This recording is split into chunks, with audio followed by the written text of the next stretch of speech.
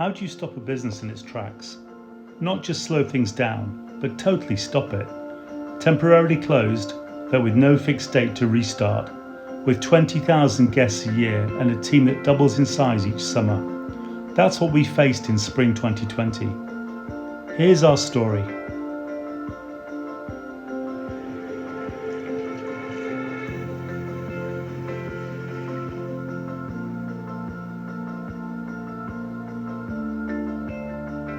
Hi, my name is Mark Silver. I am the president of the Macondi in the south of France. It's a small hotel. Came here moved over here in 2002. Found the hotel originally in 2000. It was introduced to me by a third party. And then between 2002 and 2002, bought it, started building it, and then moved my family down here. And why did you choose to go into the hotel business? Well, strictly speaking, I didn't choose it. I've been in the private health club business and spa business since the early 90s. I then ended up by accident advising other hotel groups on how to develop their spa businesses. And one of the hotel groups was trying to buy Le Macondi at the time, which at the time was a closed, run-down little hotel. Their deal fell through, but I'd become very friendly with their operations team. And their operations team said, well, why don't I have a go and buy it? So I thought, okay, why not? Spur of the moment thing. I'm a firm believer in if you ever get an opportunity to do something, it's best just to go for it. Better to say yes than regret it for the rest of your life.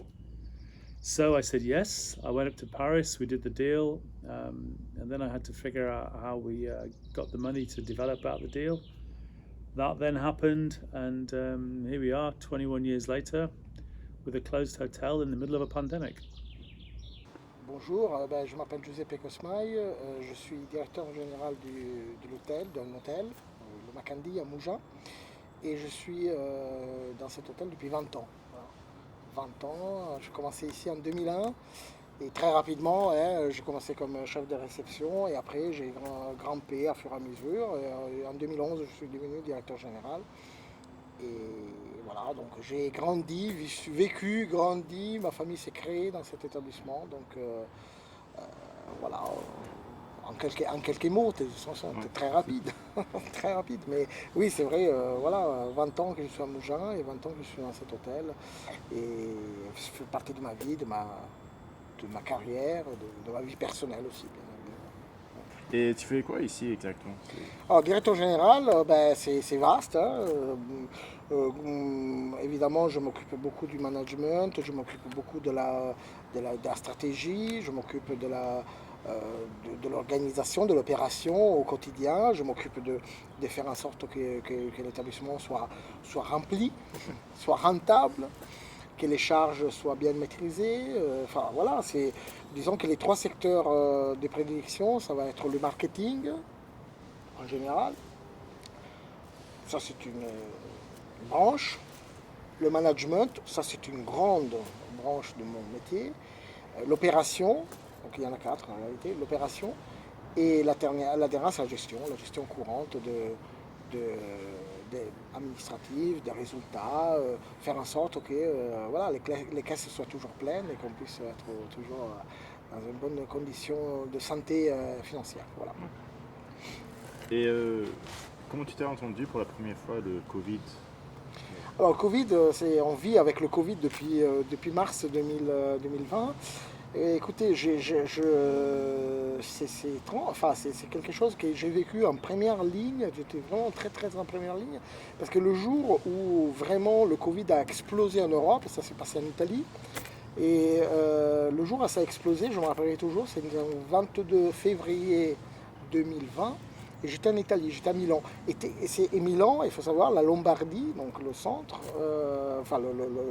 la partie nord de l'Italie, a été l'épicentre de la première vague, vraiment vague importante de Covid. Et ce jour-là, j'étais en Italie. Je devais passer une semaine de vacances chez mes parents. Et on avait entendu déjà parler du Covid, on avait entendu déjà parler de la Chine, mais on pensait que c'était très très loin, c'était extrêmement loin. Et ce jour-là, ça a été ça a été vraiment une montée en puissance. C'était un samedi, je me rappellerai toujours, c'était un samedi, c'était une montée en puissance dans tous les journaux télévisés, de partout. On commençait à parler vraiment très très fort ce jour-là d'une vague très importante qui arrivait en Italie, et notamment dans cette région très spécifique, donc la région de Bergame, Milan et tout ça. Et j'étais vraiment en première ligne. Et j'étais en vacances à Milan. Donc c'est là que j'ai entendu vraiment pour la première fois parler du Covid, parce que j'étais dans l'épicentre, hein, tout simplement, le jour où ça s'est déclenché. Whilst closed and during the pre-opening period, the hotel team had to prepare for the new COVID protocols, source the materials, and put in place systems to ensure the safety of our guests and employees. Je vais te dire, c'était rigolo, c'est que donc donc c'était 2020, on va dire sur l'année 2019 à peu près dans mes souvenirs, je me dis oh, tous ces Chinois qui se baladent toujours avec un masque, non mais il y a que chez eux que ça peut arriver quoi. Et je me dis mais jamais ça nous arrivera ça. 6 mois après, bam, tout le monde masqué. Donc voilà, donc moi je dis bah, bravo, j'ai pas allé trop vite. Voilà. Ah, on était un peu comme ça. Mais c'est vrai que c'était une arrivée qui était assez brutale. Ouais, je Parce pense. que même quand, je me souviens, quand M. Cosmail nous a convoqués sur la terrasse, juste ici, c'était le 15 de mémoire, le 15 vers midi, Le 15 janvier ou mars. mars? Et où il nous dit, donc moi j'étais arrivé là vers 8h, je rentrais de congé de vacances, il m'avait fait revenir un petit peu plus tôt que prévu, et puis il me dit, Julien, commençait à faire du nettoyage. J'ai dit, ok, d'accord. Puis je sentais que ça sentait pas clair. Non. Et à 10h, convocation, tous ceux qui étaient présents sur site, il dit, vous faites ce que vous avez à faire, mais aujourd'hui, à 14h, il n'y a plus personne dans l'établissement. Et on ferme l'hôtel. Et quand il a dit ça, ça donne des frissons. Parce que bah, c'est notre lieu de travail, on sait qu'on part, mais qu'est-ce qui va se passer? Et là, c'est ça, c'était impressionnant. Et je veux bien comparer un peu. 2008-2009, il y avait bien sûr la crise économique et en plus de ça, le grippage juste après. C'est vrai. Et comparé à ce temps-là pour l'hôtel, comparé à maintenant, avec voilà, l'économie c'est pas très bien à cause du Covid, mais en plus du Covid, C'est deux mondes différents. Ouais. C'est avant, après. Il y a eu un avant, par exemple, 2001, avec le 11 septembre 2001, qui nous a porté une crise majeure en termes de géopolitique, disons. Pour ce que nous concerne, par exemple, avec un arrêt total de la clientèle américaine, qui était une clientèle très fortunée, qui voyageait beaucoup en Europe, etc. 2001 fait que la clientèle américaine, pendant des années, n'a pu voyager en Europe pour une peur majeure d'attentat, donc la peur de l'attentat. 2008, effectivement, correspond à cette crise économique qui nous a touchés en Europe, mais pas autant qu'aux États-Unis, par exemple. Mais on a eu des répercussions. Mais la crise que nous venons de vivre en 2020 n'a pas de comparaison possible. La comparaison, on peut la faire peut-être avec la guerre, avec la guerre, la Première Guerre mondiale, la Deuxième Guerre mondiale. Mais en termes économiques, géopolitiques, de sanitaire, en termes on n'a jamais été confiné. Moi j'ai 45 ans, je n'ai jamais été confiné de ma vie, c'est à part l'année dernière. On a été confiné à l'époque de la guerre, on n'a jamais vécu de couvre-feu. Donc non, il n'y a pas de comparaison possible. La crise économique de 2008 était importante, était gênante, très grave aux États-Unis, où ils ont vécu vraiment quelque chose de grave. En Europe et notamment en France, ça a été quand même contenu. On l'a vécu, ça a été difficile, mais il n'y a rien de comparable avec ce qu'on vit aujourd'hui. Qu'on n'avait pas imaginé. Et le jour que tu avais annoncé au staff que tu as bien travaillé avec pendant l'année et tout, c'était comment cette journée? Tu t'es senti mal un peu pour leur dire qu'on va fermer? Est-ce que vous étiez un peu désolé? Mais il y en a que j'ai interviewé avant, ils comprenaient très bien c'est les décisions qui devaient être faites. Ils étaient vraiment contents en termes de comment l'hôtel compenser. Bien sûr. Ouais, bien sûr. Je comprends la question. C'est jamais facile. C'est un passage dans ma carrière, c'était probablement le passage le plus complexe parce qu'on traite de l'humain. Et l'humain, c'est pas une matière, c'est pas un robot, c'est pas une machine. Il y a des sentiments qui rentrent en jeu. Tu sais, quand on a 20 ans dans la maison, forcément, il y a des sentiments qui rentrent en jeu. Mais le sentiment le plus important, c'est la survie de l'établissement. Et c'est la survie de faire en sorte que l'établissement soit toujours présent après une crise. Et ça, c'est la chose la plus importante de toutes. Mon nom ne vaut rien, n'a pas de valeur sans l'établissement. Mon nom ne compte rien, ma position ne compte rien si l'établissement n'existe pas. Et la survie de l'établissement était la prioritaire surtout. Ça passait par des choix stratégiques, parfois pas faciles.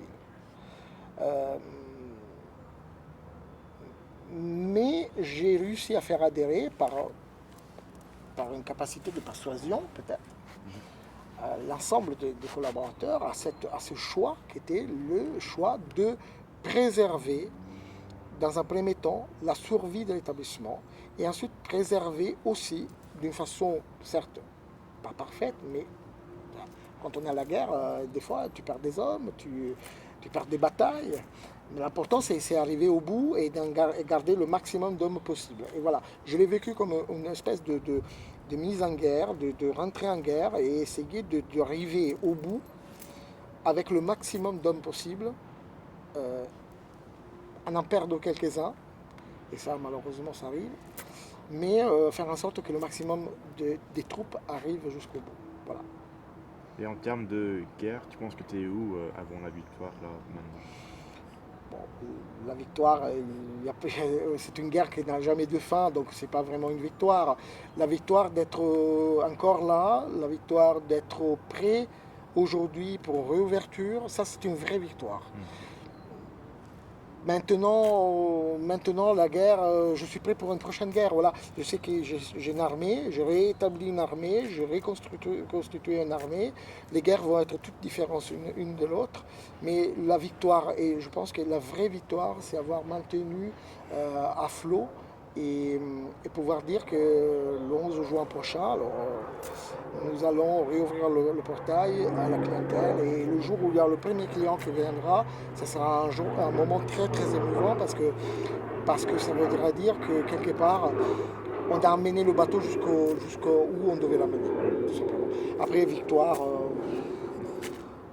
c'est pas, il n'y a jamais de victoire, il n'y a jamais de fin. C'est toujours un recommencement de quelque chose d'autre. Et il faut savoir se construire, il faut savoir repartir, il ne faut jamais abandonner et amener son bateau au meilleur port possible. Voilà. Il n'y a pas de vraie victoire dans ça. Et après l'ouverture, est-ce que tu es confiant pour la saison qui vient maintenant? Je suis toujours confiant. Je suis toujours confiant, les clients. On a une chance sur la Côte d'Azur, ici, en France, mais principalement sur la Côte d'Azur, c'est qu'on a la météo, on a le soleil. Et les gens, et la qualité de vie, la joie de vivre de la Côte d'Azur. Et les gens, ils ont besoin de ça, et ça c'est nécessaire, c'est extrêmement nécessaire. Donc oui, je suis extrêmement confiant. Tant que le soleil brillera sur la Côte d'Azur, il y aura toujours des clients. Je suis extrêmement confiant. Mais la confiance n'exclut pas d'abord le contrôle, donc il faut être extrêmement vigilant sur le fonctionnement de l'entreprise et aussi la crise sanitaire que nous venons de vivre, dans laquelle nous ne sommes pas encore sortis, nous a apporté une sérénité et une naïveté. On a perdu un peu de notre naïveté de se dire le monde est beau, tout est beau. Aujourd'hui, on se rend compte qu'il peut y avoir des virus, il va falloir être capable de contraire, d'accepter et de se défendre contre une prochaine attaque possible, qui peut être une autre attaque du virus, etc. Donc, mais je pense qu'on partira beaucoup plus grand, on sera beaucoup plus grand, on aura beaucoup plus grandi grâce aussi à cette crise sanitaire. Je pense qu'on sera vraiment capable de se battre davantage pour une prochaine attaque, parce que on sait très bien qu'il y aura autre chose qui va arriver, et donc on sera capable de nous adapter davantage. Un élément qu'on a fait cette année, c'est qu'on est passé sur le QR code pour les cartes. Ouais. Donc maintenant, tout le monde a un smartphone. Et donc du coup, quasi tous, je pense, sont passés sur du QR code pour pouvoir regarder les cartes et tout ça, parce que comme ça, il n'y a pas de transmission. Parce que tout ce qui est touché, et les désinfections, ça avant, on n'y faisait pas attention. Mais aujourd'hui, quand tu vois que tu t'assois quelque part et qu'il y a une tache sur la table, tu te dis mais je suis où là? Parce que t'as été trop habitué à ce que ce soit aseptisé. En fait, c'est ça. Donc oui, il va y avoir eu des changements profonds. Il y a quelques années en arrière,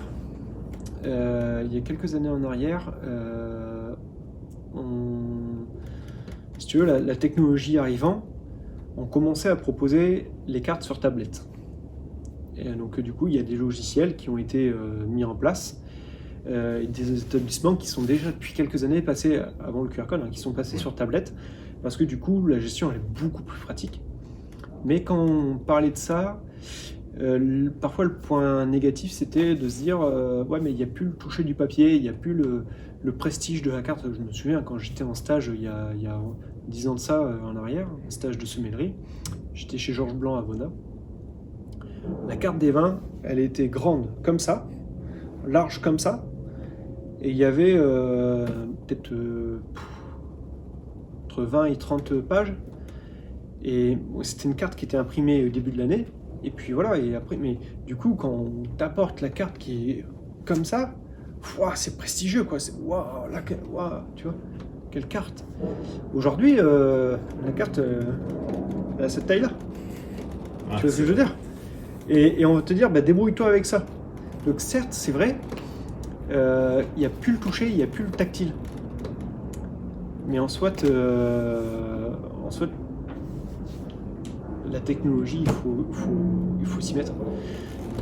En fait, je voulais te dire, fin de l'année dernière, juste avant le confinement de l'automne, j'ai eu l'occasion de pouvoir aller au Mexique. Et figure-toi que dans chaque restaurant que j'ai visité, c'est le Mexique, donc un pays en voie de développement. Donc, je veux dire, on n'est pas en France non plus. Tous les restaurants, en passant d'un petit bar d'aéroport jusqu'à un restaurant type Michelin en France, tout le monde était en QR code. J'ai pas touché une carte de mon séjour. C'est là où je me dis mais nous on est en retard. Nous en France on est en retard. Ouais, peut-être. Tu penses que ça reflète un peu ce que le restaurant va changer un peu plus moderne et tout, et ils vont laisser tomber l'authenticité des cartes et de ce que... Je comprends que parfois ça peut frustrer, mais tout changement, un jour on s'est dit mais waouh, ça fait peur. Ouais. Pourquoi? Mais une fois qu'on l'a passé, oui, finalement. Tu vois, c'est un peu souvent comme ça que ça se passe. Ouais. Souvent on me dit oui mais les personnes âgées et le QR code ils vont pas savoir s'en servir et il faudra leur donner quand même un papier. Franchement, s'il faut, je le fais. Je m'engage, d'accord? Je pense qu'en premier lieu, je passerai d'abord par l'option tablette, parce que la tablette elle est un peu plus grande, donc elle pourra... voilà, entre deux, et si la tablette ne va pas, j'imprimerai un papier, quoi. Voilà. Mais je voudrais dire une chose, c'est que... Enfin, je pense que c'est pas la seule, mais ma grand-mère, 95 ans, elle m'appelle en WhatsApp. Donc à partir de ce moment-là, je me fais pas de crainte. Donc ça veut dire que, les personnes âgées sont équipées en smartphone, 2, ils savent se servir d'un smartphone, donc après, pas de problème. Après, ta remarque, c'était l'authenticité, le toucher, ce qu'on disait avant. Oui, mais il faut évoluer. Je pense qu'il faut évoluer.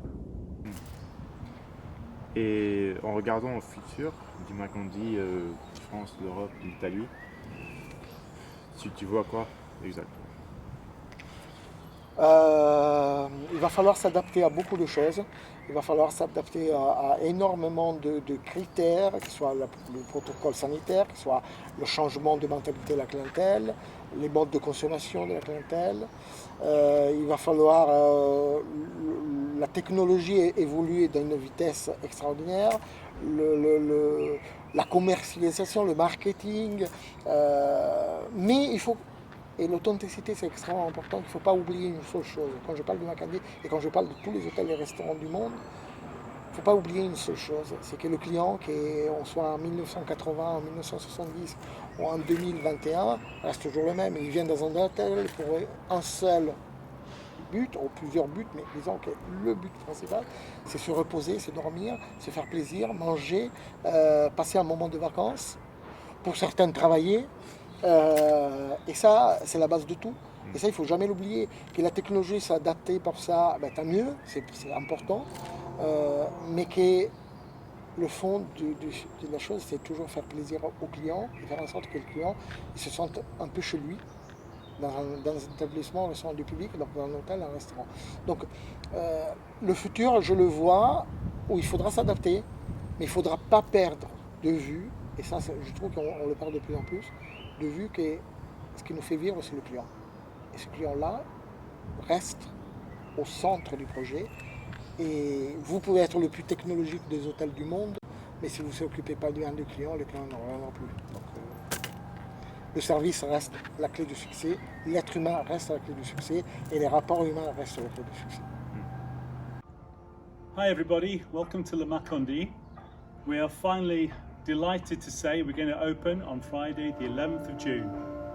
On that day I'll be able to do this for the first time in months. So please feel free, visit our website and book a room, check out our great offers, book a table at a restaurant or book a spa treatment. By the way, come and see us, we'd be delighted to see you.